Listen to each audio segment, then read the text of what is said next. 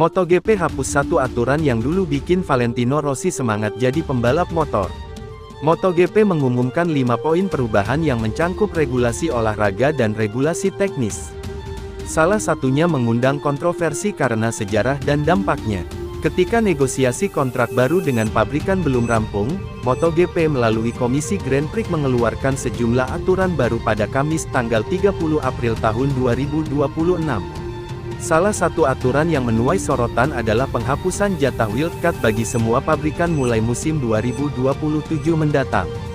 Jatah wildcard sangat krusial dalam pengembangan dengan terbatasnya waktu tes untuk lomba yang lebih banyak dalam semusim. Dengan ruang untuk menurunkan pembalap ekstra, pabrikan dapat membawa program uji coba ke dalam balapan. Saat ini, MotoGP membagi wildcard berdasarkan posisi pabrikan dalam kelas-kelas konsesi. Pabrikan di grup teratas konsesi seperti Ducati tidak mendapat jatah wildcard. Adapun pabrikan terbawah seperti Yamaha menerima 6 kesempatan dalam semusim. Kuota wildcard tak melulu soal pengembangan. Pada masa lalu, dan masih berlaku di kelas Oto dan Moto3, posisi ini ditawarkan kepada pembalap yang potensial di luar line-up. Salah satu kasusnya bahkan berdampak terhadap karir dari salah satu legenda MotoGP yaitu Valentino Rossi. Di samping darah pembalap dalam dirinya, Rossi kecil bersemangat untuk balapan motor setelah melihat aksi Norifumi Abe sebagai wildcard pada balapan GP Jepang musim 1994. Tampil pertama kali di kelas 500 cm3, sekarang MotoGP, sebagai wildcard dari Honda, Norik Abe langsung bersaing untuk mengejar kemenangan. Padahal Abe menghadapi para pembalap juara dunia seperti Mick Doohan sampai Kevin Schwantz sebelum terjatuh saat memburu posisi pertama. Agresivitas Abe dalam mengendarai motor, rambut panjangnya yang nongol dari helm, hingga aksi salipan di titik-titik tak terduga membuat Rossi terpukau. Selama 2 atau 3 bulan saya selalu menonton rekaman balapannya sebelum pergi ke sekolah, ucap Rossi pada 2007 silam, dilansir dari Crash.net. Saya selalu bangun setiap pukul 7 pagi dan menonton videonya sampai Norik terjatuh dan baru setelah itu pergi ke sekolah. Rossi menegaskannya dalam dokumenter di MotoGP yang mengisahkan kedekatannya dengan para pembalap Jepang pada masa lalu.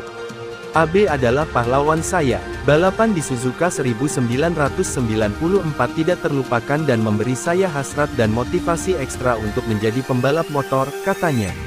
Penghormatan terhadap Abe diekspresikan Rossi lewat panggilan Rossifumi yang mendahului julukan The Doctor yang tersohor. Di sisi lain, wildcard juga bisa memberikan kesempatan comeback kepada bintang yang pensiun lebih cepat. Sebut saja Dani Pedrosa sampai meraih podium pada sprint GP Spanyol 2024.